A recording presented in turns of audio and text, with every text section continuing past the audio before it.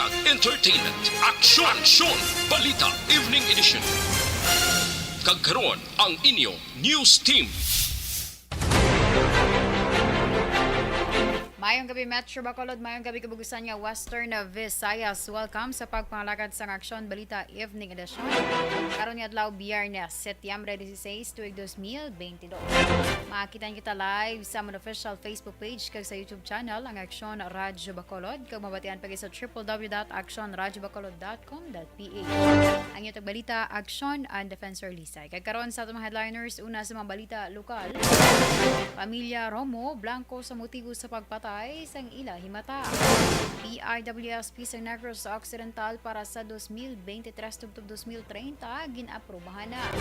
Sa mga nagapangunang nga balita nasyonal, presyo sang diesel kag kerosene maganubo samtang gasolina may pagsaka sa masunod nga semana.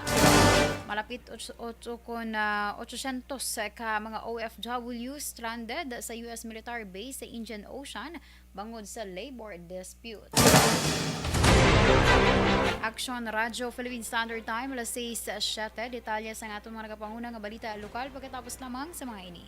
This sponsorship is brought to you by Joy. Barangay 684. Drama komedya nga nagatalakay sa mga hitabo sa kabuhi, isyu politikal, siyensya, kag kinaugali sa sulod kag guwa sang pungsod Pilipinas. Oh my God!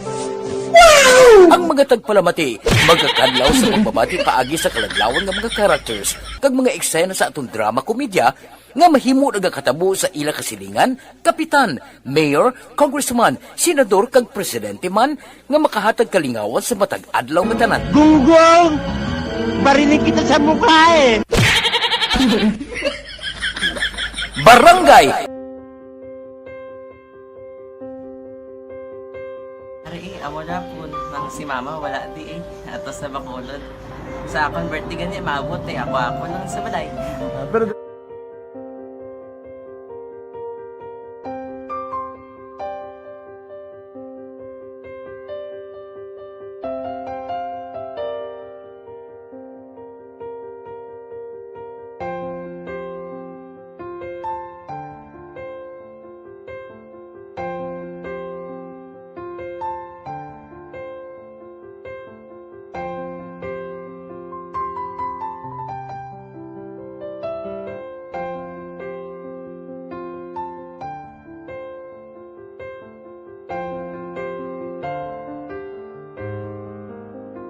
kamusta man? Amo na would like mayara gid na butang sa module nga i-search mo tapos bala mayara nga ilang taon mo sa YouTube. Di way ka man gamitan. Ti laktaman lang nanay. Tapos, ano naman, ublaw ng dason. Brown na dason singaw na pasensya ma. Paano ka nakapadala sulat? Nagulam na ko sa akon nga friend kasi Regine bala. Sa kay ay. Nangulam ka cellphone. Wala ko sa ina. Pero sino to Facebook? Imo to Facebook. Bali, paano ka nakabalo nga may... Hindi kasi sugad ni Lola sa akin. Siya nagtulong sa akin nga kamo bala nang nabatian niya sa Action Radio sang aga gito. Oo. Yun ang bala nga isulat ko kung anong imuon. Ng pag sa page, i-like, i-share. Tinasunod mo tanan yung ano. Isunod ko lang man. Okay. Pero ka-expect ka na nga makadaog ka. Wala pagid kay daw. Gusto mo ako daw, ano naman daw. Basta, hindi ko pa siya ma-expect nga madaog. Wala nga makita siya sa ARB 40s lang. Amo na gani pagkabati ko kay Fritz Alanga, ari ay pamati ka mo. May gin-offer ang Action Radio sa mga purpose na kumpos na eskwela. Primary kag secondary ka na. For butaw. I-record sa ang kinanglanong kapatitipar ka na. Ipukaw ko niya. Karoon na siya sa umuwan kung umanati. Update mo na siya. Matinandao na siya. Damo to, nugid na siya. Niya padala ko na tula hasta imo mga klase ko makadaog ka man rapo ko tatugan ko balala. Tisiling ko sa iya, ako bala. Kung ano ang akong ginatulog sa iyo mo, ikayuan mo na. Pagdaswang, ang Action Radio, amo na siya ang toy-toy sa akon. Manakabati ako kay tungod, nga idol kong Action radyo nga permi ko daga pamati hasta magapon. Kung itandaan ko nga program nila, mga angkor manda. Kaya siling ko pasalamatan tagi ng Action Radio. Kaya pag-open sa panawagan, nabatian ko dayon. Kag nabuligan, kag nadala ka sa tagpay. Dapat mong ginanga pamasalamatan ang Action Radio, ang tanan na reporter diratay. Kung wala ako nagapamati permi sa Action Radio, wala kakaabot sa mo premium sa Action Radio. Kaya wala kita kapamati. Tungod sila kay ara ko sa Action Radio, maskin gubaon na nakabati ko. Iyan na tanang sang Diyos ang pag-ubay nga pamati ka kay nga mo to nga pag-abli ko. Fred sa lang agi kaya nga mo to. Sige. Muna ka lang. Dako na bulit siya. Kabulig din siya kay magamit mo sa module mo. Di, kung sample, mag-research ka mo. Hindi ka na mabudlayan. Nga maka-research ka. Sige, ano pasalamatan ka? Madam, nga salamat sa iyong action, John Diaz, sa tanan-tanan nga sa action. Madam, nga salamat sa inyong cellphone sa bong dapat pa ka mabuligan. Okay. Ano naman, message mo sa iba nga mga estudyante? Para sa iban man nga estudyante, hindi man ka maguntat kay tanan-tanan may pagsubok man na mo. Di basis na son, inyong one time nga makaswerte. Makadaog. Makadaog. Ano ang mo kay Lola mo nga siya nag-ano sa inyo? Siya ang nag-ansakon nga masiling nga mapadalaman sa istorya. May gusto kay hambal sa iya, pasalamatan na be. Last, salamat na. Ay, tangan sa iyo, naka-cellphone gid ko. Tulungan. Ano man nga oras kag tion, posible nga magluntad ang aksidente sa dalanon.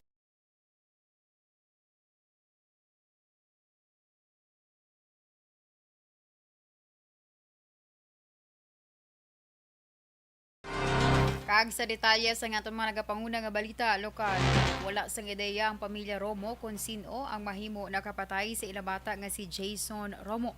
Suno kay Melanie Romo, ang iloy ni Jason, inom lang ang bisyo sa iya bata kag wala nagaintra sa ilegal nga buluhaton kag ilegal nga droga. Dugang pa wala man na sa nga kilala nga kontra ni Jason kag wala siya kahibalo kung ano ang pwede rason bangod mabuot man ang iya bata ilabi na nga gabusong pa ang live-in partner sini. Ayag ni Melanie, wala sang permanente nga trabaho si Jason apang kun kay isa nagaupod sa ila nga magpamasura. Ginpanawagan ni Melanie sa sospetsado nga magsungka sa otoridad kag atubangon ang iya sala. Samtang gitpangabay ni Melanie sa kapulisan nga buligan sila nga mahatagan hustisya ang kamatayon sa nga bata nga si Jason Subuman ang padayon nga investigasyon kag pagbulig agud makita nila ang isa pa sining kabata nga si Shemen Romo nga ginaligar gidabdak sa tung bulan sang Agosto nga tubtub karon wala pa makita. Kainom na ni sa kaga-sigarilyo, pero mga gasuyop-suyop, wala nag-abra, tawa mo na. May kabataan ni sa day? Gusto mo yung asawa, patabulan.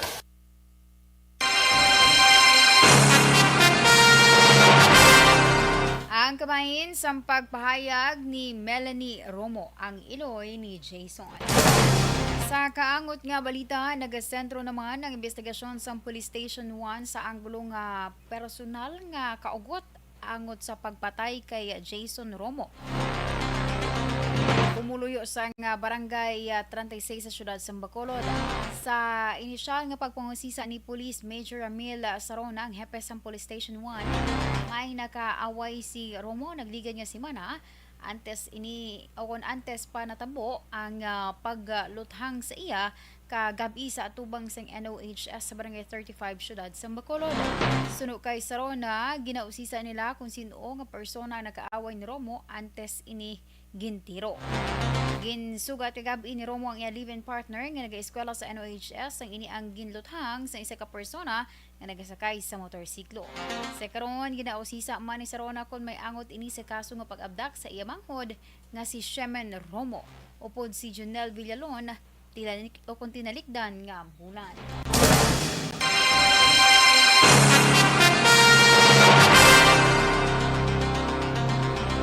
Sa ibahan nga balita lokal, ginaprobahan ang Provincial Integrated Water Security Plan sa Negros Occidental Security Council o kon sa Negros Occidental para sa 2023-2030. Ini ang ginpatigayon sa una nga Provincial Integrated Water Security Council meeting sa Seda Capital Central Hotel sa siyudad sa Bacolod, subong nga adlaw.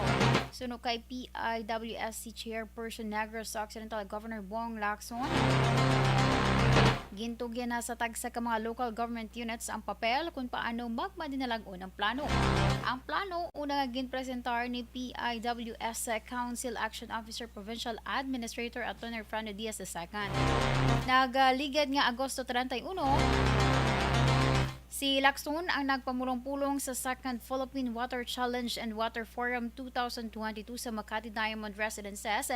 Sa rin iya ginpahayag ang financing challenges kag oportunidad sa Negros Occidental's Water Security Plan.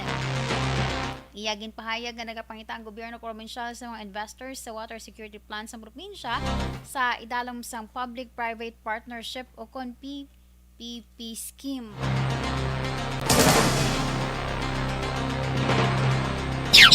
We approved the Negros Occidental Provincial Integrated Water Security Plan 2023 up to 2030. I think this was the highlight of today's meeting.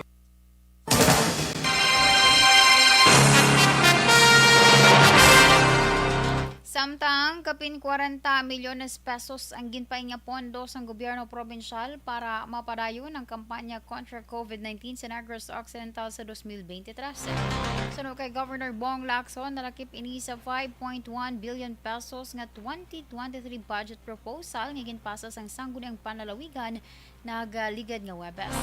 Apang nagapati ang gobernador nga hindi man magasto ang kabugusan nga 40 million bangod sa palayag sang World Health Organization kay Department of Health nga posible na nga matapos ang COVID-19 pandemic sa Pilipinas masunod nga tuig. Dugang pa ni Lacson nga kung hindi magasto ang mga pondo, pwede ini nga ma-realign agud magasto sa ibang nga plano. Nagligad nga Miyerkules ginpahayag sang WHO nga amat-amat na nga nakitaan ang pagtapos ng pandemya bangod sa pagdubo sang kaso sa madamo nga mga pungsod sa kalibutan.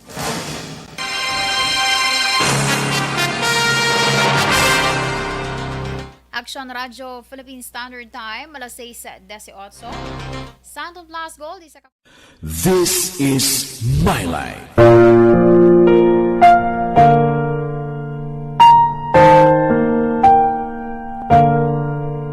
This is my life. Ang tagsa katawo may kaugalingon nga istorya. Ang tagsa katawo may pinasahi nga inagihan sa kabuhi.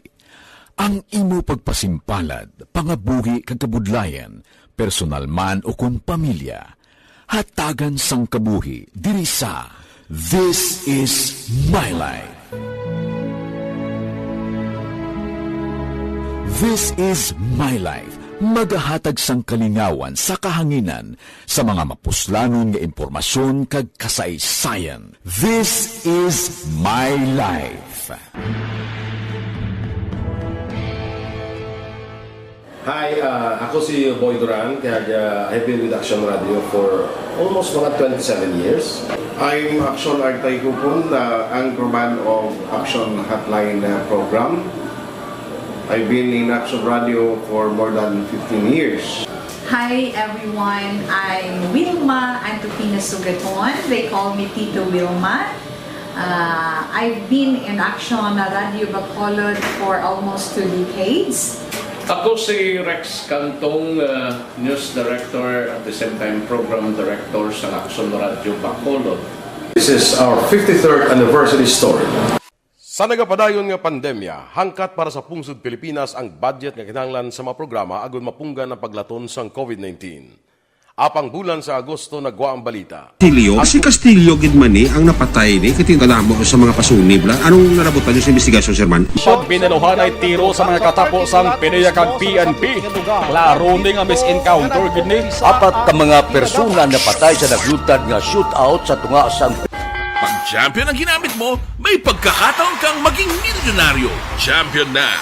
Milyonaryo pa! Ilagay sa isang papel ang iyong name, age, address, phone number at pirmahan. Ilagay sa isang white legal-sized envelope at lakipan ng alinman sa mga required proof of purchase. Kasama dito ang tamang bilang ng empty sachets, wrappers at mga pouch ng Champion Superpower Detergent at Champion Antibacterial Fabricon. Sa labas ng envelope, ilagay ang promo title, ang POP na ginamit at MBC station na yung pinakikinggan. At ihulog ang iyong entries sa mga drop boxes na makikita sa iyong mga favorite MBC radio stations. Mas maraming entries, mas malaki ang chance mong manalo. Mamimigay kami ng 1 million pesos sa ating grand draw at libo-libong piso pa in cash sa mga weekly draws na magaganap sa mga MBC radio stations nationwide. Champion na, milyonaryo pa. Champion, tapat po sa inyo. Brought to you by Champion Supra Power Detergent with X-Stain Technology at Champion Antibacterial Fabric Conditioner. Timbangan sang katarungan. Timbangan sang katarungan. Palatuntunan sa mga individual nga nagatalakay sang ilang kabuhi nga nakahimo sa mga butang nga may salabton sa kasuguan. Court is now in session. Pagpangawat, kidnapping, pagpamatay, imoralidad, illegal nga droga kag iban pa nga klase sang krimen. Kalabanan sa ilang nagapating nga makaluwas sa ilang nahimo nga sala. Apang ang timbangan sang katarungan wala nagakatulog. Kag madabat ang sinuman nga matuon nga nakasala. Kag mahatagan hustisya ang wala sang sala. Ang tanan dapat alalangay lang. Timbangan sang katarungan. Mabatian kada hapon pagkatapos ng drama, mensahe sang paghigugma.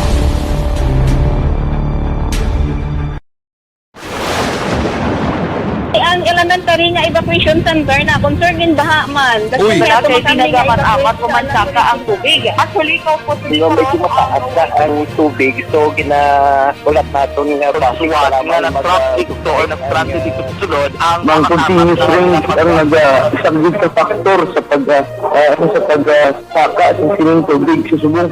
Ang Pilipinas sa mayas ang early warning system para mahibaluan ang lakat sa panahon. Gani, wala sa rason nga hindi kita makapreparar karon nga rainy season. Yari ang pila ka mga action tips nga dapat mo may baluan. Kung nagapuyo sa lugar nga masabi ginabaha, mag-monitor sa balita para sa anunsyo sang pag-asa sa lakat sang panahon.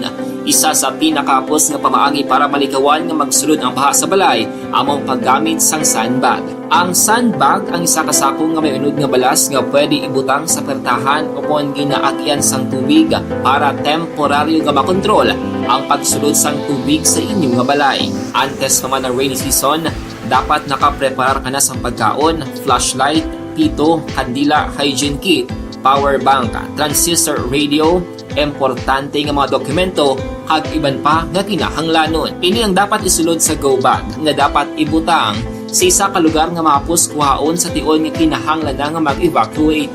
Sa tion sa pagbaha, dapat butangan sang tape ang saksakan sang mga outlet kag ibutang sa mataas nga mga lugar ang appliances. Kunyara sa evacuation center, dapat man nga ipatuman ang minimum health protocol, face mask, face shield kag social distancing. Batok sa COVID. Sa panahon sa tig-ululan, dapat man proteksyonan ang ikaayong lawas batok sa pila ka mga masakit. Kang isang dengue, leptospirosis, cholera, typhoid fever, hepatitis A. Nagpanugyan man ang DOH kay pabili ng proper hygiene kag mag-inom sang limpyo nga tubig. Lutuon sang gusto ang pagkaon para malikawan ang contamination. Maghugas sang kamot antes kag pagkatapos sang kaon kag matapos nga mag-usar sang banyo. Likawan man ang paglangoy o kon pagtubog sa baha. Kini sa Action Dale Salazar para sa Action Tips nga nagapahanundong nga maghalong sa tanan nga tion. Dakop ka, daog ka, Roleta Promo! Mga ka-aksyon, preparado na ang pila sa mga raffle tickets para sa Dakop Ka, Daog Ka, Roleta Promo sa Action Radio Bacolod. Ang inisyal ng mga raffle tickets ang ihulog na sa Tambiol. Ang mga raffle tickets nga inyo makitaan among mga tickets gikan sa aton mga maukod nga matag panamati sa on-air man o kon sa online. Gani magkuha na sang imo coupon base ikaw na ang masunod nga tagdaog diri sa Dakop Ka, Daog Ka, Roleta Promo sang Aksyon Radio Bacolod magasugod na sa Agosto 15, 2022. Yari naman ang roleta. Kung magabutan ang imong pangalan, magpadulong diri sa istasyon kag magpatiyog sa ruleta. Diri nang paluan ang kapremyo nga imo nakuha. Diri may isa ka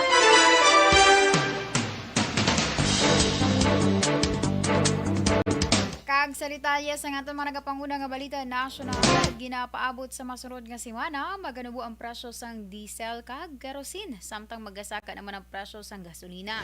Sa ginpagwa nga oil trading sa nakaligid nga 4 ka adlaw ukon halin Setyembre 12 tubtob 15, ang presyo sang diesel mahimo magnubo sang 2 ka pesos kag 80 sentimos tubtob 3 pesos kag 10 sentimos sa kada litro. Samtang magasaka naman sa nga 30 sentimos tubtob 60 sentimos kada litro ang gasolina. Ginkumpirmar ni Department of Energy Oil Industry Management Bureau Director Rino Abad nga may mataas nga indikasyon sang rollback sa presyo sang diesel kag kerosene. Kag sudo kay Abad, ang estimated decrease masunod nga semana ang yara naman sa 2 ka pesos kag 50 sentimos tubtob 3 pesos sa kada litro sang diesel kag tubtob 3 pesos naman ang inubo sa kada litro sang kerosene.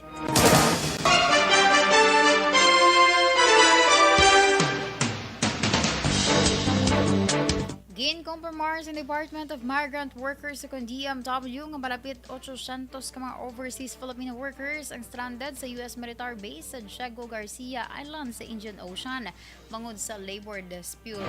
Ginpahayag ni DMW Secretary Susan Ople nga ang Kellogg Brown and Root Incorporated o kon KBR, isa ka defense contractor sa US Navy, among ginaligar nagpahayag sa mga OFWs nga mag-resign na lamang kung mag-leave para magbakasyon. Suno kay Ople, nakaistorya sini ang pila ka mga OFWs virtually antes siya nagbiya sa Singapore para sa state visit ni Presidente Ferdinand Marcos Jr. Pagdugang pa ni Ople, nga nakigangot naman ang DMW sa KBR agud ipahanumdom nga parte sang kontrata ang vacation leave kag kinahanglan ihatag nga wala sang kondisyon. Ginbulgar man ni Ople nga ang issue sa mga OFW sa US contractor ang nag-umpisa pa sang 2020. Tungod sini nagpapanaog sang suspensyon sa deployment sang bag-o nga mga OFWs sa KBR.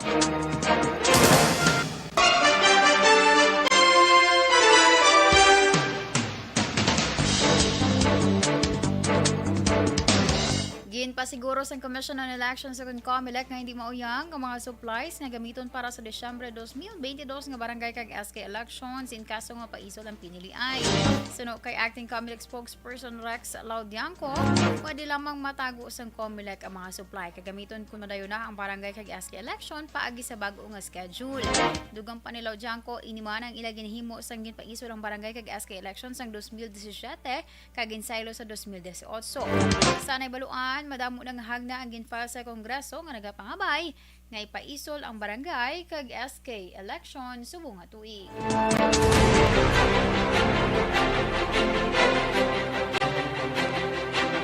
Action Radio Philippine Standard Time alas 6:29 inyo ginpamatian ang kabugusan nga detalye sa aton mga natipon nga mga balita. Dili lamang sa Action Balita Evening Edition karon nga adlaw Biyernes, Setyembre 16 tuig 2022.